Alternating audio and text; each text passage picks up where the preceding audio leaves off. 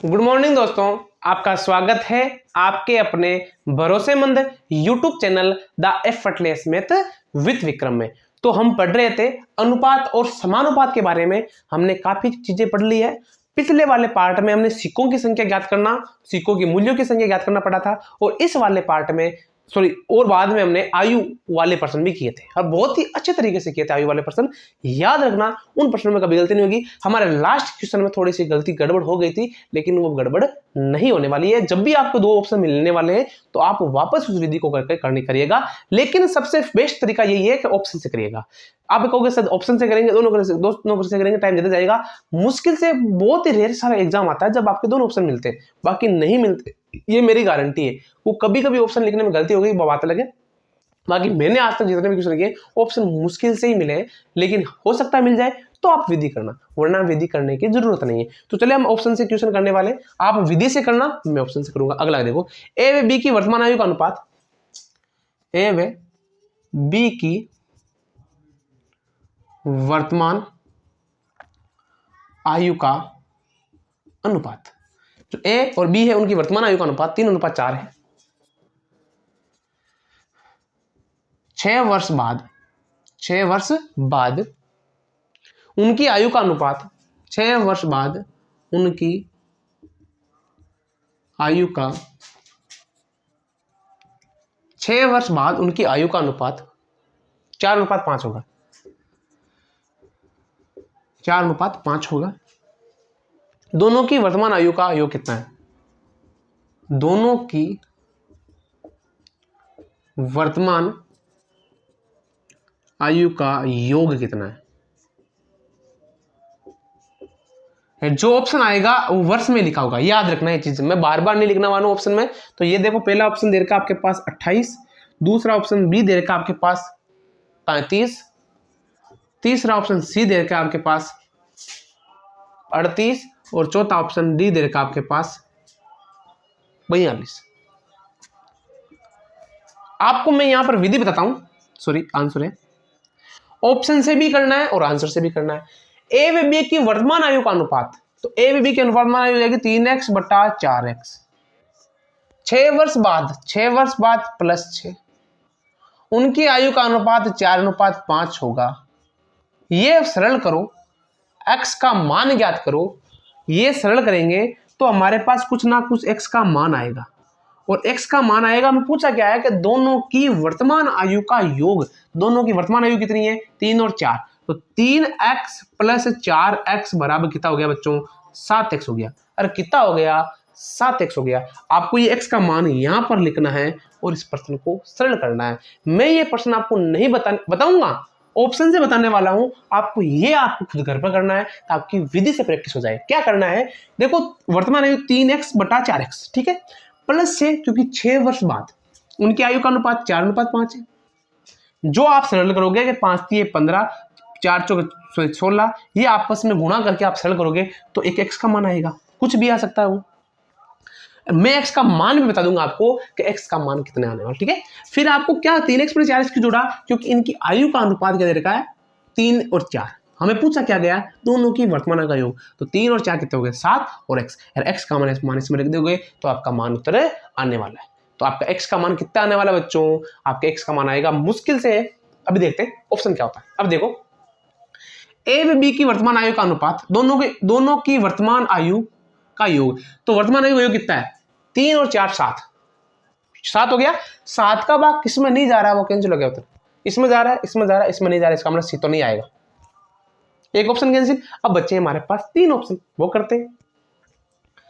उनकी आयु का अनुपात, 6 वर्ष बाद, तो आप 6 जोड़ोगे? नहीं, 12 जोड़ना है। क्यों? क्योंकि ए की आयु 6 और बी की आयु 6, कितना हो गया? 12 वर्ष। तो 12 वर्ष इसमें जोड़ना है, 12 इसमें जोड़ना है, और 12 इसमें जोड़ना है। आप कहोगे से 12 क्यों जोड़ा? क्योंकि अगर हमें पर्टिकुलर देता कि ए की आयु 6 वर्ष बाद, तो ए की आयु 6 जोड़ते, बी की देता तो बी की जोड़ते। हमें दोनों का योग पूछा है, तो दोनों का योग कितना हो गया? 6 और 6 12, तो 12 जोड़े इसमें हो गया 8 10 हासिल का 1 40, 5 6 7, 3 और 4 47, 4 4 और 54। अब उत्तर देखो कि 6 वर्ष बाद उनकी आयु का अनुपात 4:5 है, तो उनकी आयु का योग कितना 6 वर्ष बाद है? 4 और 5 9। कितना हो गया बच्चों? 9 हो गया। अब देखो 9 से गुणा करो, 4 और 5 कितने होते हैं? 9 होते हैं बच्चों। तो 9 का भाग इसमें जाता है? नहीं। इसमें जाता है? नहीं। इसमें जाता है? हाँ। इसका मतलब हमारा उत्तर कितना हो गया? 42 हो गया। अब आप चाहते हो कि सर हम इससे भी करें, तो चलो इससे भी करके देख लेते हैं। अब तक या तो आपने कर लिया होगा तो अच्छी बात है, वरना हम कर देते हैं। 5 3 15 x प्लस 5 संग 30 बराबर 604 चौके 16x प्लस 24। ये इधर भेज दो, ये आ जाएगा x बराबर, ये इधर चला जाएगा, ये इधर आ जाएगा, आ जाएगा 6। यार x का मान हमारे पास कितना आ जाएगा? 6। और 7 गुणा 6 बराबर कितना हो जाएगा बच्चों? 42। और 42 हमारे पास यहाँ आ रहा था। इसका मतलब हमारा उत्तर क्या हो गया? एकदम करेक्ट हो गया। अब देखो नेक्स्ट क्वेश्चन करते हैं इसी प्रकार का, और लास्ट क्वेश्चन करना, फिर आप प्रैक्टिस करिएगा। अगर कोई क्वेश्चन नहीं आए तो हमें पूछ लेगा। अगला देखो कि 4 वर्ष पूर्व ए व बी की, 4 वर्ष पूर्व ए व बी की, 4 वर्ष पूर्व ए व बी की आयु का अनुपात 4:5 है। ए व बी की आयु का अनुपात 4:5 था, सॉरी है नहीं क्यों, वर्तमान नहीं है, ये पूर्व का दे रखा था। 10 वर्ष बाद, 10 वर्ष बाद उनकी आयु का अनुपात, उनकी आयु का अनुपात 10 वर्ष बाद उनकी आयु का अनुपात 15:17, 15:17 हो गया। क्या हो गया बच्चों? 15:17 हो गया। एक की वर्तमान आयु याद करना है, एक की वर्तमान आयु। पहला ऑप्शन है, सभी वर्षों में दे रखा बच्चों, सभी अनुपात किसमें दे रखा? वर्षों में। पहला ऑप्शन है 16, बी ऑप्शन दे रखा आपके पास 20, सी ऑप्शन दे रखा आपके पास 24, और डी ऑप्शन दे रखा आपके पास 28। कितना दे रखा है? 28। ठीक है, मैं ये प्रश्न दोनों विधि से बताने वाला हूं। आप इस प्रश्न को देखकर ऑप्शन करने के प्रति ललक पैदा करोगे, क्योंकि इस प्रकार के ही प्रश्न ऑप्शन से होते हैं अच्छे से। दूसरी बात, इस प्रकार के प्रश्न विधि से बहुत कठिन होते हैं। अब देखो कैसे, वो देखते हैं। अब आपके पास दे रखा है 4 वर्ष पूर्व, 4 वर्ष पूर्व ए और बी, आगे क्या दे रखा? वर्तमान, और 10 वर्ष बाद। जो आपको ए और बी का अनुपात दे रखा है वो किसका दे रखा है? 4 वर्ष पूर्व है 4x और 5x, ये दे रखा बच्चों, सीधी सी बात है। अब वर्तमान में तो मैं मान लो आज से 4 वर्ष पहले 4x का था, तो 4 वर्ष बाद मतलब जो पहले वाला था उसके, तो ये वर्तमान तो बाद वाला हो गया। कितने वर्ष? 4 वर्ष बाद। तो ये मान हो जाएगा 4x + 4 अनुपात 5x + 4। अब वर्तमान दे रखा ये 10 वर्ष बाद 10 जोड़ दो, तो 4x + 10, 4 और 10 कितने हो गए? 14, और 5x + 14 आ गया। अब मैं इसका अनुपात दे देखा बच्चों, इसका अनुपात देखा 15/17, सरल कर दो, 4x + 14 बट्टा 5x + 14 बराबर 15/17 आ गया। और आ गया नहीं आ गया? आ गया। अब इसमें जो में x का मान आ गया आएगा जो हमने इसमें ज्ञात किया। अब आप ही करोगे ये प्रश्न, मैं नहीं करने वाला हूं। आप x का मान ज्ञात कर लोगे, अच्छे से करना है। पूछा क्या है? एक की वर्तमान आयु, तो एक की वर्तमान आयु कितनी है? ये है, तो हो जाएगा 4x + 4, इसमें x का मान रखना, उत्तर आ जाएगा। b की वर्तमान आयु पूछे तो इससे गुणा कर देना, इसमें मान रखना। अगर हमें 10 वर्ष बाद की पूछे तो ये कर देना, 10 वर्ष बाद की b की पूछे तो ये कर देना, ये कर पूछे तो ये कर देना, ये पूछे तो ये। याद रखना ये चीजें, जो पूछ से उसी से गुणा कर देना। अब हम अपने प्रश्न को ऑप्शन से करते हैं, बिल्कुल चुटकी में हो जाएगा। देखता है 4 वर्ष पूर्व ए व बी की वर्तमान आयु का अनुपात, 4 वर्ष पूर्व ए व बी की वर्तमान आयु का अनुपात 4:5 था। 10 वर्ष पूर्व ए व बी की वर्तमान आयु, हमें क्या पूछा है कि ए की वर्तमान आयु, तो जो वर्तमान आयु दे रखी है 16 है, 20 है, 24 है और 28 है, ये वर्तमान में। हमें 4 वर्ष पहले गया, तो देखो 4 वर्ष पूर्व है, तो 16 में से 4 माइनस करो एक बार के लिए, कितना हो गया? 12। और 16 में कितना प्लस करोगे 10, वर्तमान में 10 प्लस करोगे कितना हो गया 26। अब ये देखो कि इसका अनुपात दे रखा है, इसका अनुपात कितना है 4 है, क्या 12 में जाएगा जाता है, हाँ जाता है, ये तो सही हो गया। क्या 15 का भाग जाता है क्या 26 में, मतलब ये तो है -4 पूर्व में और ये +10 यानी 10 वर्ष बाद। तो आपको पूर्व का अनुपात का भाग पूर्व में जाना चाहिए और बाद का अनुपात बाद में जाना चाहिए। तो 4 का भाग 12 में जाता है, सही है, लेकिन 15 का भाग 26 में नहीं जाता है, इसका मतलब ये गलत है। इसका मतलब पहला ऑप्शन क्या हो गया हमारा, क्या हो गया, गलत हो गया। दूसरा देखो -4 + 10, ये करना सब में, ये हो गया 16 और ये हो गया 30। क्या 4 का भाग जाता है 16 में, जाता है। क्या 15 का भाग जाता है 30 में, जाता है। इसका मतलब हमारा उत्तर क्या हो गया 20 हो गया, 1 सेकंड में उत्तर आ गया। अब आप चाहते हो अगले भी करें, करके देख लो। -4 20 और +10 34, 15 का भाग नहीं जाता, ऑप्शन कैंसिल। -4 24 +38 38 15 का भाग नहीं जाता, इसका मतलब ऑप्शन कैंसिल। करने की जरूरत भी नहीं है आपको, कितना आसान तरीके से हो गया एक चुटकियों में। तो आशा करता हूं जो ये पढ़ा रहा हूं आयु वाले पर्सन, ये बहुत ही इंपॉर्टेंट पर्सन है, कभी गलत नहीं होगा आपकी। फिर इस प्रकार करोगे तो फंस जाओगे आप, याद रखना ऑप्शन से करने की कोशिश जरूर करिएगा। अगर आपको ये वीडियो समझ में नहीं आए तो इसको एक बार और देखिएगा, बिल्कुल समझ में आ जाएगा। चलिए हम अगले क्वेश्चन की ओर चलते हैं, अगले क्वेश्चन नहीं अगले टॉपिक की ओर चलते हैं कि किस प्रकार के टॉपिक हम करवाने वाले हैं। तो देखो बच्चों, हम क्या पढ़ रहे थे, अनुपात समानुपात के बारे में पढ़ रहे थे। और आप सोचोगे कि इसके पार्ट 7-8 हो गए या 3-4 हो गए 5-6 हो गए, लेकिन याद रखना हर पार्ट 30 मिनट का ही है, थोड़ा सा टाइम लगने वाला है इस क्वेश्चन को, लेकिन आपको हर एक टॉपिक क्लियर करना जरूरी है। तो आज हम कुछ इसी प्रकार के टॉपिक पढ़ने वाले हैं जो आपके मतलब एग्जाम पूछे जाते हैं। देखो किस प्रकार के, दो वृत्तों की त्रिज्याओं का अनुपात कर्म से ये दे रखा है, तो इनके क्षेत्रफलों का अनुपात क्या होगा। जब एक आयत की भुजा को 20 गुना बढ़ाया जाता है तो उसकी क्षेत्रफल कितना गुना बढ़ जाएगा। तो इस प्रकार क्वेश्चन देने वाले हैं। तो इस प्रकार से क्वेश्चन देने से पहले आपको एक टॉपिक समझना होगा जो क्या है दे रखा है कि वर्गमूलानुपात, सॉरी वर्गानुपात, वर्गानुपात, वर्गानुपात, वर्गानुपात। दूसरा दे रखा है वर्गमूल अनुपात, वर्गमूलानुपात, वर्गमूलानुपात। तीसरा दे रखा है घनानुपात, घनानुपात। चौथा दे रखा है आपके पास घनमूलानुपात। ये आपको अच्छे से पता है कि वर्गमूल क्या होता है, सॉरी वर्ग है, ये वर्गमूल है, ये घन है, ये घनमूल है, ये चार चीज बता दे रखा है। तो इसका मतलब है वर्ग करना, वर्ग करना, इसका मतलब है वर्गमूल करना, वर्गमूल करना। इसका मतलब है घन करना, फिर इसका मतलब है घनमूल करना।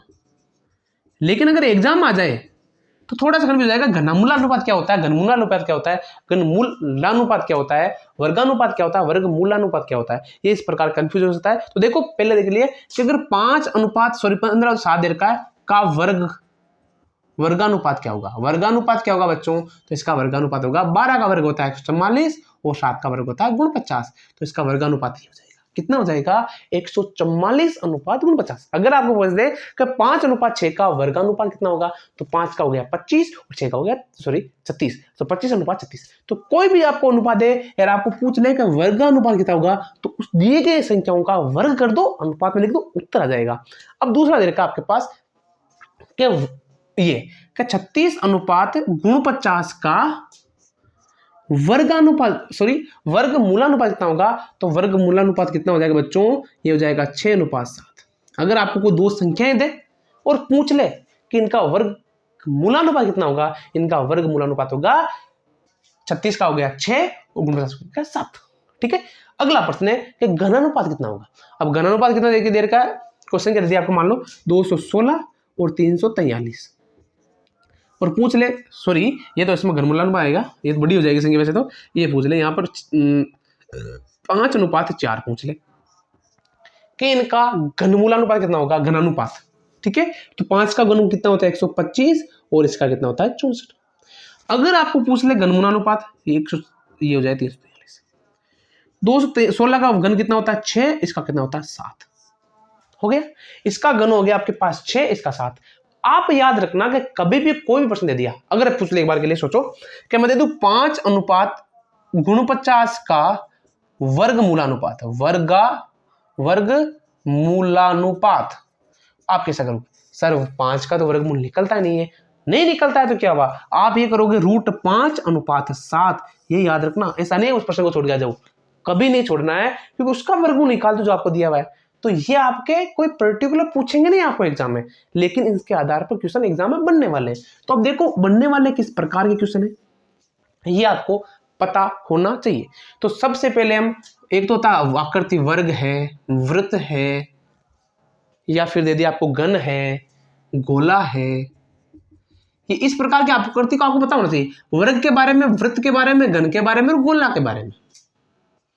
क्यों, इसकी दोनों भुजाएं बराबर होती है, इनकी त्रिज्या है, इनकी घन की भुजाएं बराबर होती है सभी, और गोला तो गोले का त्रिज्या बराबर होती है, ठीक है। क्योंकि इसमें देखो घन का क्षेत्र, आपको इनके क्षेत्रफल का अनुपात पता होना चाहिए, मतलब आयत का वर्ग का क्षेत्रफल क्या होता है, वृत्त का क्या होता है, घन का क्या होता है, या फिर गोले क्या होता है। अगर नहीं पता है तो हम टॉपिक पढ़ाएंगे, उसमें आपको अच्छे से कवर अप कर देंगे। चलो ठीक है। तो इसमें 3 चीजें होती है, यहां पर आप लिखो आयतन, यहां पर हो जाएगा क्षेत्रफल, और यहां पर मैं चीजें लिख रहा हूं वो देखना एक बार के लिए अच्छे से, कौन कौन सी है। एक तो हो जाएगी भुजा, एक हो जाएगा परिमाप, भुजा है, परिमाप है, विकर्ण व्यास, विकर्ण व्यास, त्रिज्या, विकर्ण है, व्यास है, त्रिज्या है, परिधि, सब किस में आएगा, सेंटीमीटर में आएगा या फिर मीटर में आएगा। इसमें क्षेत्रफल सेंटीमीटर स्क्वायर या मीटर स्क्वायर, इसमें आयतन सेंटीमीटर क्यूब या मीटर क्यूब। ये आपको चीजें पता होनी चाहिए कि जब वर्ग की भुजा बढ़ाओ, चाहे परिमाप बढ़ाओ, चाहे विकर्ण बढ़ाओ, चाहे वर्ग की भुजा, परिमाप या विकर्ण बढ़ाओ, एक ही बात है, वह एक बार बढ़ाना है। अगर हमें वृत्त का व्यास बढ़ाओ, त्रिज्या बढ़ाओ या परिधि बढ़ाओ, इसका मतलब एक ही बार बढ़ानी है। घन की भुजा बढ़ाओ या परिमाप बढ़ाओ या विकर्ण बढ़ाओ, तो इनमें एक बार ही बढ़ाना है, ऐसा नहीं उसको बार बार गुणा करना है। अगर आपको कहते हैं कि क्षेत्रफल बढ़ाना है तो उसी संख्या को मैं 2 बार बढ़ाना है। कितनी बार, 2 बार। और आपको कहते हैं आयतन 3 बार। अब आइए आप कहोगे सर ये 1 बार, 2 बार, 3 बार क्या है, ये आप ट्यूशन करोगे तो पता चल जाएगा, ट्यूशन करोगे तो पता चल जाएगा। मान लो ये कह दूं कि एक वृत्त की त्रिज्या में 5% की वृद्धि की जाती है, 5% नहीं, मान लो 5:7 के अनुपात वृद्धि की जाती है, तो क्या होगा, तो त्रिज्या होती है r² क्षेत्रफल में, तो r कितने बार आया, 2 बार, तो आपको 5 × 5 2 बार लिखना है। अगर आप ये कह दें कि परिधि में 5:7 वृद्धि की जाती है, तो इसका मतलब अनुपात आएगा ओनली 5 से गुणा करना। ये आप कब समझोगे, जब आप ट्यूशन करोगे तो आपको अच्छे समझ में आएगा। अभी आपको बस इतना सा याद रखना है कि ये वाले टॉपिक एक चीज में आते हैं, भुजा बढ़ाओ, परिमाप बढ़ाओ, विकर्ण बढ़ाओ, व्यास बढ़ाओ, त्रिज्या बढ़ाओ या परिधि बढ़ाओ, एक बार बढ़ना है। इनका सेंटीमीटर या मीटर में ही इनका पैमाना माना होता है। क्षेत्रफल का पैमाना सेंटीमीटर स्क्वायर और मीटर स्क्वायर होता है, 2 बार बढ़ाना है इनको, और आयतन का अनुपात मीटर क्यूब और सेंटीमीटर क्यूब होता है, 3 बार बढ़ाना है इनको। अभी किस प्रकार बढ़ाना है, किस प्रकार नहीं बढ़ाना है, हम ये एक स्लाइड और पढ़ के उसमें क्वेश्चन करते हैं, बहुत ही प्यारे और बहुत ही अच्छे वाले। चलो एक क्वेश्चन यही कर लेते हैं, हम छोटा सा कर लेते। 2 वृत्तों की त्रिज्याओं का अनुपात, 2 वृत्तों की त्रिज्याओं का अनुपात 5:7 है।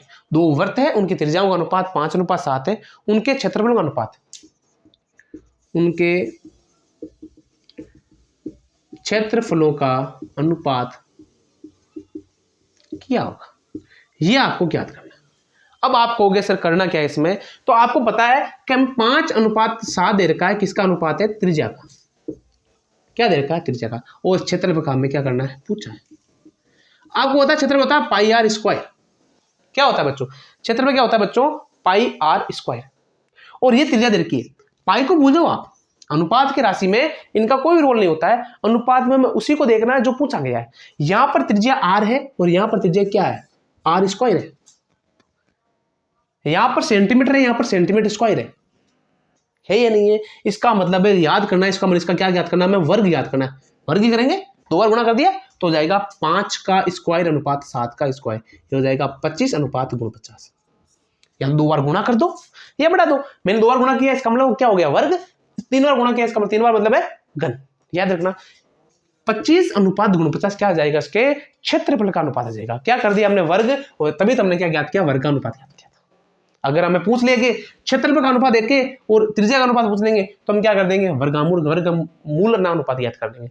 तो ये क्वेश्चन करेंगे तो आपको समझ में आ जाएगा कि हमने यहां पर ये क्यों पढ़ा था। तो चलिए अगले क्वेश्चन की ओर चलते हैं। तो देखो बच्चों अगला क्वेश्चन क्या कहता है, अगला क्वेश्चन की ओर चले। दो घन के संपूर्ण पृष्ठीय क्षेत्रफल का अनुपात, दो घन के संपूर्ण पृष्ठीय क्षेत्रफल का अनुपात, दो घन है उनके संपूर्ण पृष्ठीय क्षेत्रफल का अनुपात क्रमशः, दो घन के संपूर्ण पृष्ठीय क्षेत्रफल का अनुपात क्रमशः 64:81 है, 64:81 है। घन की भुजाओं का अनुपात कितना होगा, घन की भुजाओं का अनुपात कितना होगा, ये ज्ञात करना आपको। ऑप्शन देखो, आंसर बहुत ही छोटा और बहुत ही प्यारा क्वेश्चन हो जाएगा, सोचने की जरूरत नहीं है। क्या दे रखा है हमें, क्षेत्रफल का अनुपात दे रखा है। क्या दे रखा है, क्षेत्रफल का दे रखा है। और क्षेत्रफल किसमें होता है, सेंटीमीटर स्क्वायर में होता है। किसका ज्ञात करना है, कितना, भुजाओं का। अगर हमें ये सेंटीमीटर ज्ञात करना है, ये स्क्वायर दे रखा है, इसमें ज्ञात करना है, इसका मतलब हम क्या करेंगे, इसे वर्गमूलानुपात, क्या याद करेंगे, वर्गमूलानुपात याद करेंगे। सेंटीमीटर स्क्वायर में दे रखा है, इसमें याद करना है, इसका मतलब इसे वर्गमूल करने वाले इसका, तो दे रखा है 64:81, तो ये हो जाएगा आपके पास 8:9। कितना अच्छा और कितना प्यारा क्वेश्चन हो गया बच्चों, 8:9 इसका डायरेक्ट आंसर हो जाएगा। अगला क्वेश्चन और करते हैं, एक सोचने की जरूरत नहीं है। अगला है, एक समषष्टिभुज की भुजा, एक समषष्टिभुज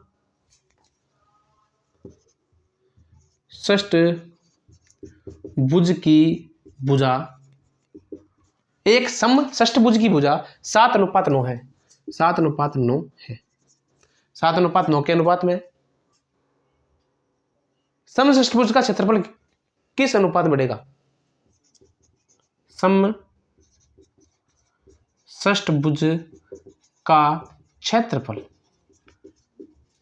किस अनुपात में बढ़ेगा, किस अनुपात में बढ़ेगा। हो गया। करना क्या हमें, क्षेत्रफल भुजा दे रखी है, किसमें आती है, सेंटीमीटर में, क्षेत्रफल किसमें आता है, सेंटीमीटर क्यों स्क्वायर, ये सेंटीमीटर में, ये स्क्वायर में, याद कर लो। क्या दे रखा हमें, 7:9, वर्गमूल कर लो 49:81, ये हमारा क्या आ जाएगा बच्चों, फाइनल आंसर आ जाएगा। कुछ ज्यादा सोचने की जरूरत नहीं है, प्रश्न उतारने की जरूरत नहीं है, आप चुटकी में आंसर कर दोगे। एक लास्ट क्वेश्चन और कर लेते हैं हम, उसके बाद हम अपनी क्लास को विराम देंगे और हम अगले वाले पार्ट हम रेगुलर पढ़ने वाले हैं। तो अगला क्वेश्चन देखो, दो गोलों के आयतनों का अनुपात, दो गोलों के आयतनों का अनुपात, दो गोलों के आयतनों का अनुपात, दो गोला है उनके आयतनों का अनुपात क्रमशः 512:343 है। उनके क्षेत्रफलों का अनुपात, उनके क्षेत्रफलों का अनुपात ज्ञात करना है। अब हमें क्या दे रखा है कि दो गोलों के आयतनों का अनुपात दे रखा है। मैंने कहा था सेंटीमीटर क्यूब आयतन, सेंटीमीटर क्यूब और क्षेत्रफल सेंटीमीटर स्क्वायर। लेकिन एक चीज याद रखना, इन दोनों के बीच में कोई डायरेक्ट संबंध नहीं होता है। मतलब क्यूब दे रखा है, इस पर याद करना है तो डायरेक्ट हम ज्ञात नहीं कर सकते। तो इनके लिए मिड पॉइंट काम क्या आता है, यहां पर आप क्या करो, हाँ यहां पर ज्ञात करो आप भुजा, भुजा तो ज्ञात कर सके हम आराम से, ये सेंटीमीटर। कैसे, कि कोई भी आयतन दे रखा है उसकी भुजा ज्ञात करनी है, तो इसका हम क्या ज्ञात कर लेंगे यहाँ पर, घनमूल, यानी घनमूलानुपात, घनमूल ज्ञात करनी है। और अगर भुजा दे रखी है क्षेत्रफल ज्ञात करने, क्या कर लेंगे हम, वर्गमूल, वर्ग की ज्ञात कर लेंगे, वर्ग ज्ञात कर लेंगे। आसान हो गया प्रश्न। तो ये दे रखा हमारे पास 512:343, क्या दे रखा है, 512:343 दे रखा है, ये वाला 512:343 दे रखा है। तो इसका मतलब, इसका मान यहाँ पर कितना हो जाएगा बच्चों, ये हो जाएगा हमारे पास 8:7। इसका अनुपात क्षेत्रफल कितना हो जाएगा यहाँ पर, 64:49। तो ये इसका क्या जाएगा बच्चों, फाइनल आंसर आ जाएगा और बहुत ही प्यारे तरीके से आ जाएगा। याद रखना आपको घन और वर्ग याद होने चाहिए आप कम से कम 50 तक, और घन आपको कम से कम 20 तक याद होने चाहिए, क्योंकि ये तो मैं डायरेक्ट कर रहा हूं आपको कि 512 कहां से आया, 8 कहां से आया। तो याद रखना 8 का घन होता है 512, 7 का घन कितना होता है 343, 8 का वर्ग होता है 64 और 7 का वर्ग होता है 49। तो आशा करता हूं जो मैं यहाँ पढ़ा रहा हूं वो आपको अच्छे समझ में आ रहा होगा। कलम अलग से पढ़ने वाले व्युत्क्रम क्या होता है, व्युत्क्रम अनुपात क्या होता है, फिर इनके क्वेश्चन करने वाले हैं, और मिश्र अनुपात क्या होता है वो भी अच्छे से करने वाले हैं, और उसके बाद समानुपात है, वितरण अनुपात है, वो करने वाले। उसके बाद हमारे अनुपात का टॉपिक तो हो जाएगा खत्म, अनुपात वाले टॉपिक बिल्कुल खत्म है, लेकिन अनुपात से संबंधित जो मिश्रण आता है वो आपके एग्जाम में पूछ सकते हैं, तो वो करने वाले हैं अच्छे से। तो उस टॉपिक का नाम अलग लिख देंगे, अनुपात समानुपात खत्म, अनुपात समानुपात के अंदर एक टॉपिक जोड़ देंगे मिश्रण, और मिश्रण वाले क्वेश्चन बहुत ही तरीके से बताने वाले हैं, आपको पेन उठाने की जरूरत नहीं पड़ने वाली है, इतना प्यारे तरीके से करने वाले हैं। तो आशा करता हूं जो मैं पढ़ा रहा हूं आपको समझ में आ रहा होगा। तो हंसते रहिए, मस्त रहिए। जय हिंद, जय भारत।